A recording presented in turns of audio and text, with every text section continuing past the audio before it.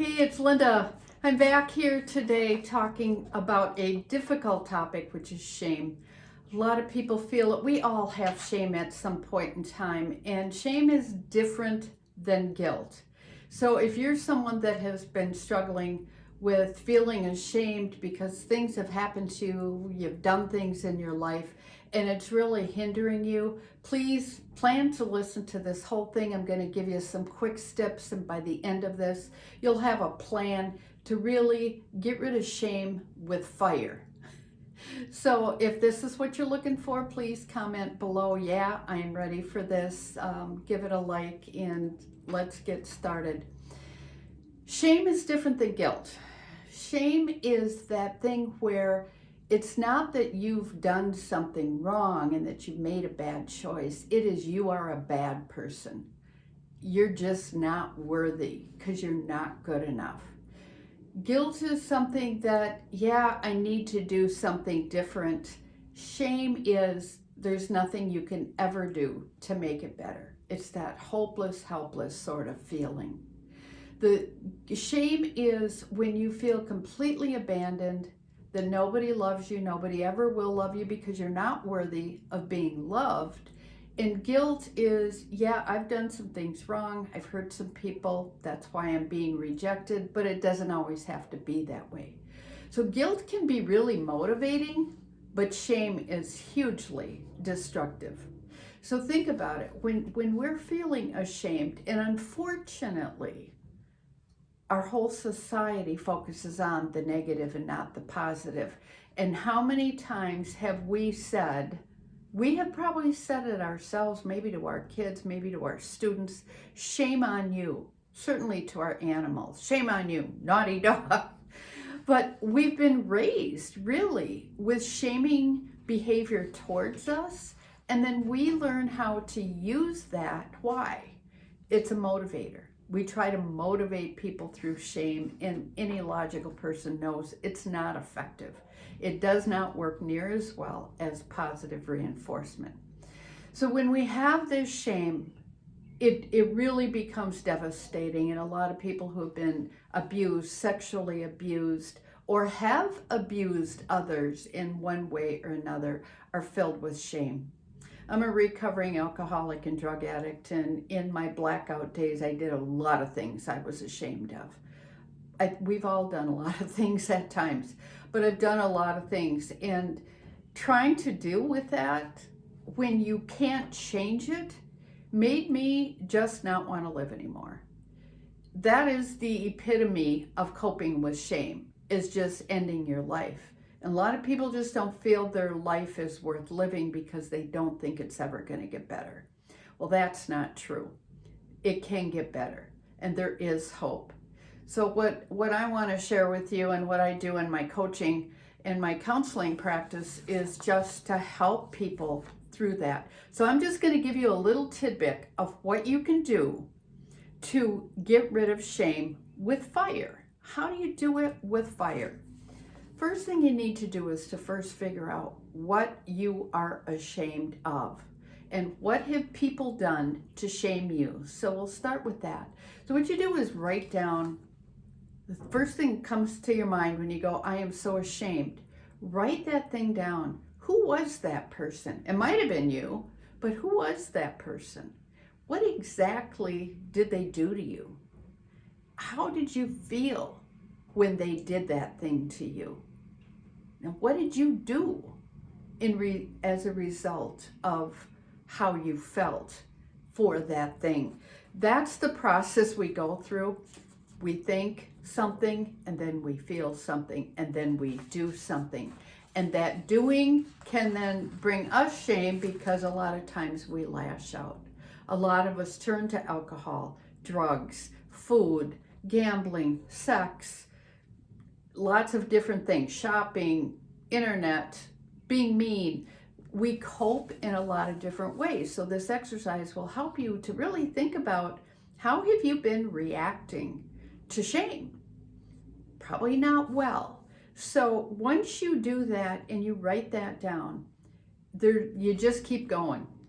Now, this is not something that some people should do alone because it can be pretty heavy duty stuff. So I've got a course that 12 weeks that we work on shame and how to get rid of the addictions and the bad coping mechanisms. But those are some of the things.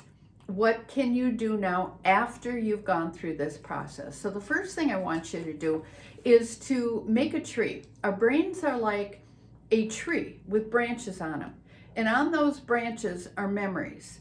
And this is really how the brain functions. It truly, truly is. The chemicals are in our brains, making everything work, our emotional well-being, our physical. So if you're stressed out, that's why you can get headaches, stomach aches, because your brain, it changes the chemistry when we're under stress, and then it goes haywire, and everybody copes differently. So first off, you've got to get control of your brain and what you're thinking. So part of the strategy for that is looking at the fruit that we put on our brain tree, so to speak. And the fruit can be a memory. So you've got a bad memory from the past, and it's in your mind, and you ruminate on it, you think about it, and that's like making all the other good memories toxic, because it's so bad that it rots the other thing. Literally, this is what they have found in research, that bad thing can infiltrate everything else. So you've got to take that bad fruit and put it, at least be aware of what you've got in your mind. So make this tree, put all the bad fruit you can think of, all the things that you're ashamed of or that pop into your mind. Or do one at a time. This is not the everything and all, but you can do it how you want. So you put that on your bad tree, on your negative, toxic brain tree. Once you get all of that done, then I want you to go and make a fireplace, campfire.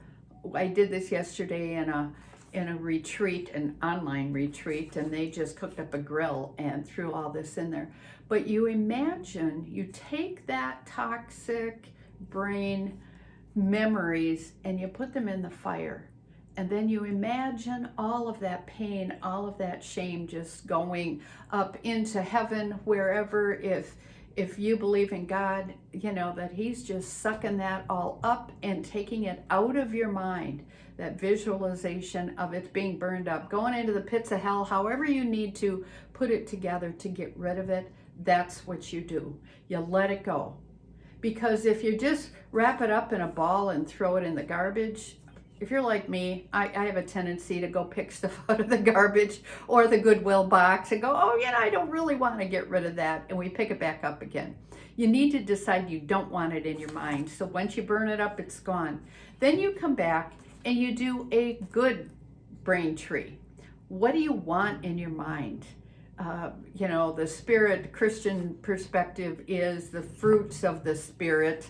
The Holy Spirit that came down in fire is goodness and peace and patience and kindness and goodness and love and all of those wonderful things. What do you want on your brain tree?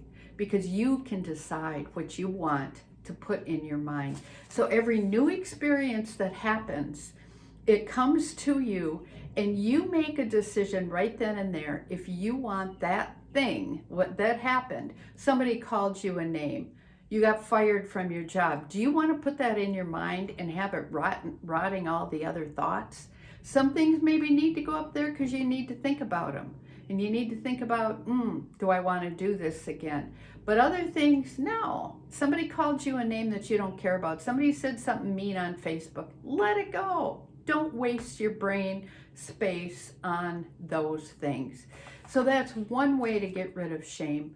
And it's just been hugely impactful for so many of the people that I've worked with over the last 30 years since I've been a counselor, and the last 45 years since I decided not to kill myself and quit using alcohol and drugs. And here I am today, master's degree in counseling, all these awards, 2 books. You can do this. You can get out of the slump that you've been in because you're living in a shame-based life, and you can be free and have a good life.